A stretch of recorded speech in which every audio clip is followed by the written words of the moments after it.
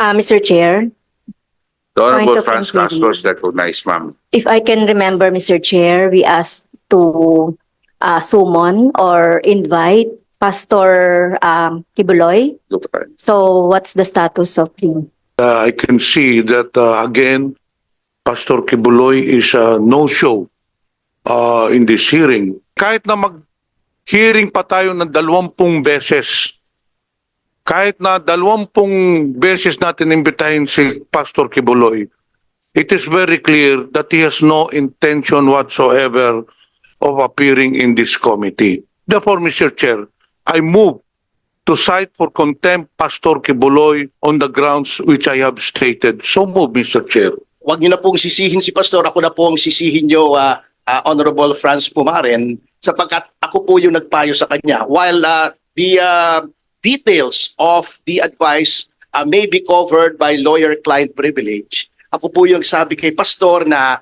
since ang nakikita ko po sa trend ay tungkol naman sa alleged violations ng prangkisa ng SMNI.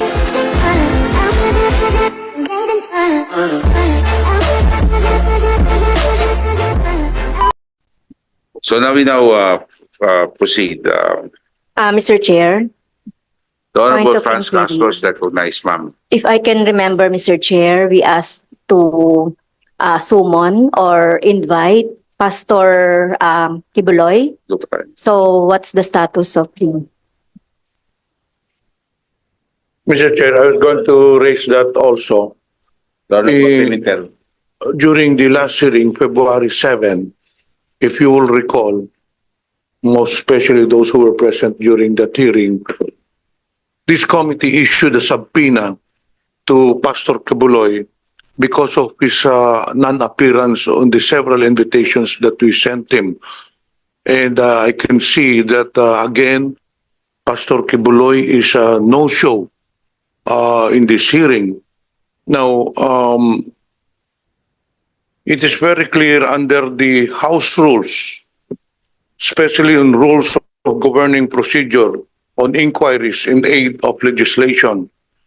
Section 11, the committee may punish any person for contempt by a majority of members present, specifically on Section A, refusal without legal excuse to obey summons, and Section E, acting in a disrespectful manner. In this case, although he is not present, but the fact that he has not been appearing in these hearings, in this committee, just shows that he has no respect for this committee. It just shows that he acts like God, he acts with impunity, he takes this hearing for granted. Ipinagwawalang balahala niya, importante ho siya dito.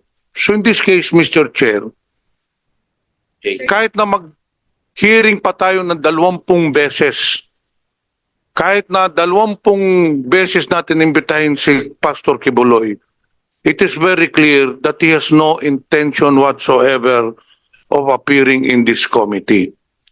Therefore, Mr. Chair, under House rules, it is our obligation to show these people to take this committee for granted the sanctions that could be meted under our House rules. Therefore, Mr. Chair, I move to cite for contempt Pastor Quiboloy on the grounds which I have stated. So move, Mr. Chair. There's a motion by the Honorable Pimentel.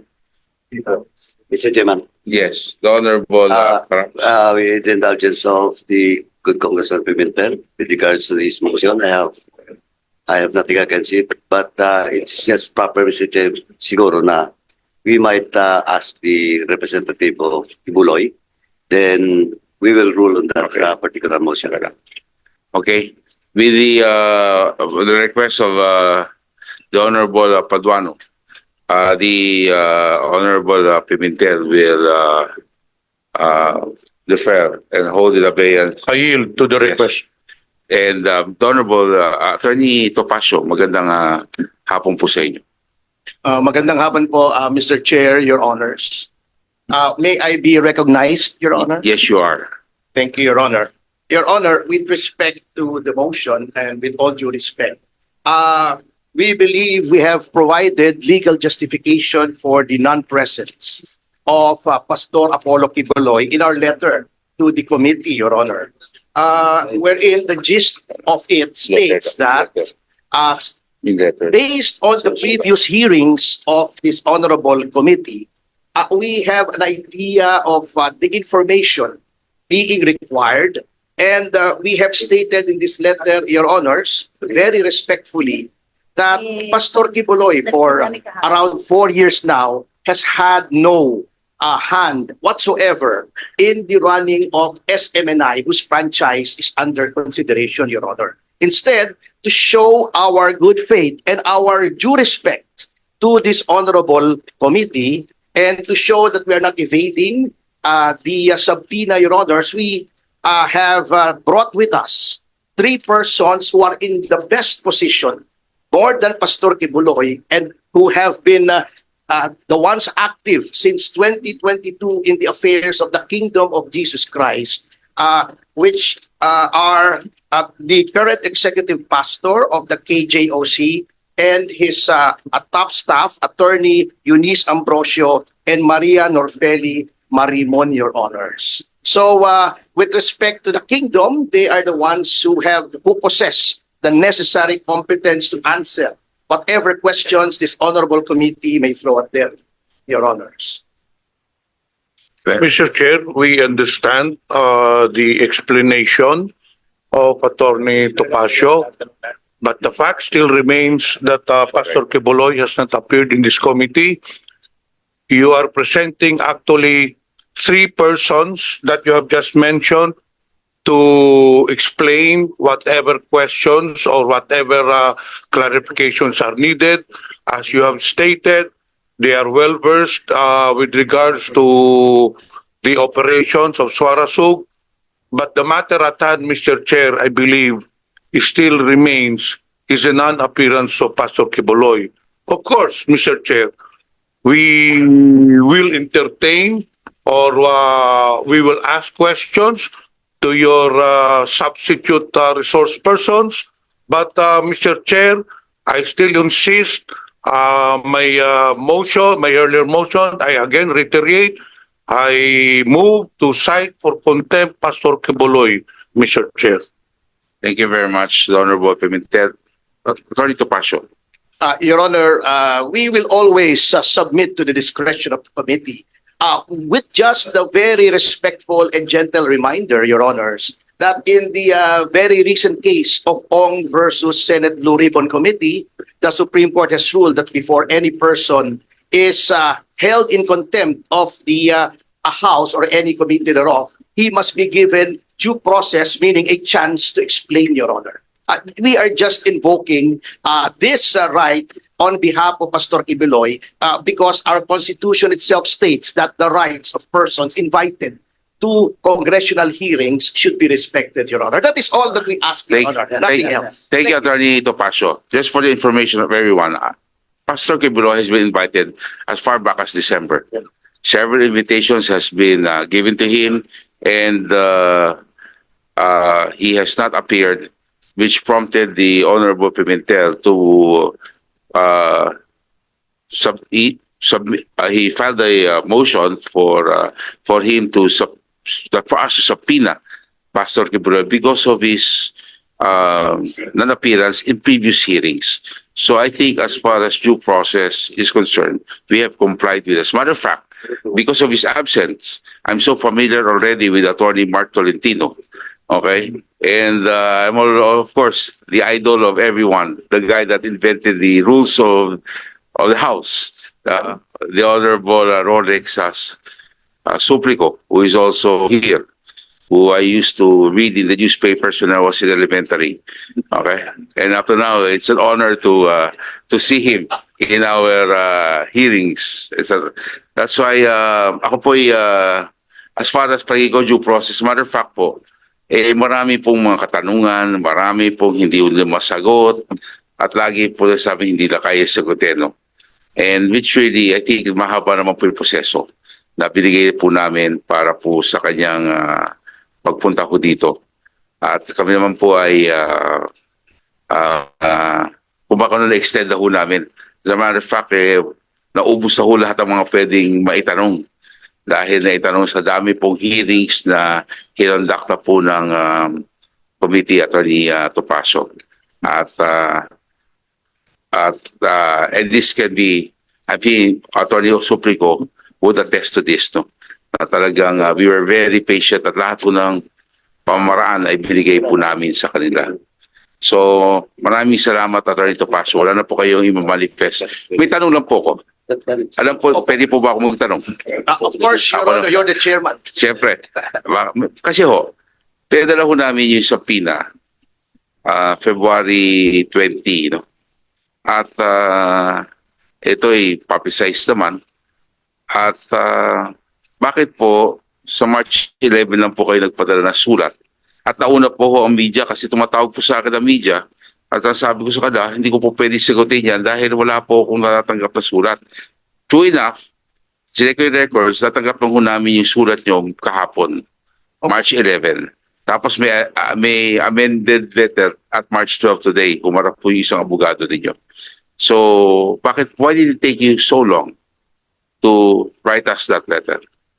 Kasi po, hindi po ako involved, Mr. Chair, doon sa previous mga hearings. So, nireview ko pa po yung video ng mga hearings para mapagtanto ko po kung ano yung mga maaring itanong based on the trend. At yun nga po, coupled with the fact that Pastor Quiboloy has been out of the day-to-day or even the general operations of SMNI or Suarasug, Your Honor, because he has decided to concentrate on purely spiritual matters, ay lumiham po kami. Yung unang liham po kasi, pasensya na po kayo, we meant no disrespect to the committee, Mr. Chair. Kanya lang, noong ibibigay na po namin dito, napansin po namin may typographical errors lang naman po, kaya ni-revise po namin. Which was received today. Yes, Your Honor. Yes. Typographical errors lang po ang So that's why the first letter we received March 11, the second letter we received today Opo. at the day of the hearing. Opo, maybe. Yes. Pero it's basically the same, Your Honor. We did not want to spring any surprise.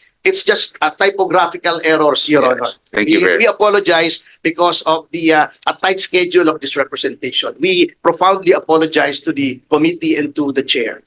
Thank you very much. Thank you, Your Honor. Before I continue, the chair will recognize the Deputy Speaker, the Honorable David J.J. Suarez. Welcome, sir. Thank you very much. The Honorable Franz Pumaren is recognized. Thank you, Mr. Chairman. Address lang pong question kay Attorney Topacio. I'm quite baffled no, dahil he mentioned that kaya hindi pupunta dahil wala siya dun sa day-to-day activity, yung pagpapatakbo ng SMNI, hindi niya alam. In fact, there are three resource speakers that can answer that. My main question lang here, kung gano'n man pala, may invitation siya, bakit ayaw niyang pumunta? Then, let him explain to us kung ano talaga ang role niya dun sa SMNI. And aside from that, probably there are still other questions that can be raised. Yun lang naman ang quite baffling on my part na bakit ayaw niyang pumunta. Na kung confident naman siya na he has no idea how yung SMNI operates day-to-day basis. Yun lang po, Mr. Chairman. May I respond, Mr. Chair? Actually po, wag niyo na pong sisihin si Pastor, ako na pong sisihin niyo, Honorable Franz Pumaren, sapagkat ako po yung nagpayo sa kanya. While the details of the advice may be covered by lawyer-client privilege, ako po yung sabi kay Pastor na since ang nakikita ko po sa trend ay tungkol naman sa alleged violations ng prangkisa ng SMNI, ay since wala naman po kayong kinalaman at ang inyong titulo na honorary chairman ay purely honorific as the name suggests, sabi ko upang hindi naman maipakita naman natin na ginagalang po natin yung proseso ng kagalang-galang na committee ito, ay tayo na po magdala ng mga tao na maaaring makasagot dun sa mga yon. Ngayon po, I want to take this opportunity with the kind indulgence of my congressman in Parañaque, the chair. Kung mamarapating nyo lamang naman po, kami po ay magalang na humihiling na baka naman po mga kagalang-galang na kinatawan na bigyan po na naman kami. Kahit konting panahon lang po na magpaliwanag at baka naman po makausap ko rin siya at baka naman po makita niya na baka naman pwede siyang dumating sa susunod. Konting-konting kahit konting pagkakataon lamang po, rest assured that we will be prompt in our response, Mr. Chair and members of the Honorable Committee. In fact, I'm scheduled to meet with him tomorrow, Your Honors, if I may inform this Honorable Committee, and I will advise him accordingly. Honorable Pumaren. Thank you, Attorney Tapasio. Mr. Chairman, just for the record, Yes. nakailan invitation na ba tayo kay Tatlo po. Pastor? Tatlo. Tatlong invitation na po tayo. Before we recognize the next interpreter, the chair recognizes the Honorable Arlene Prosas. Welcome, ma'am, to the committee hearing. And who else is here? The Honorable Inodi is here. Welcome to the hearing, Mr. sir. Chair, The Honorable Pimentel. we are just prolonging this issue. We know very well that kahit na ano pang sabihin ni Atty. Topacio, he was hired by Pastor Quiboloy as a legal counsel. It's his job to delay this contempt. Alam naman natin, Atty. Topacio, kahit na sa'yo, naniniwala ba kayong sisipot si Pastor Quiboloy? These are just delaying tactics. Even though na mag-hearing na naman tayo next, iba na namang rason ng lila ibibigay. Mag-hearing na naman tayo ikapitong hearing, ibang rason na naman. When will this be concluded? As I've said, Mr. Chair, it is incumbent upon this committee. It is our obligation under the rules that we should cite him for contempt to compel him to appear in this committee, Mr. Chair. Again, on my on my third reiteration, Mr. Chair, my motion still stands. Thank you.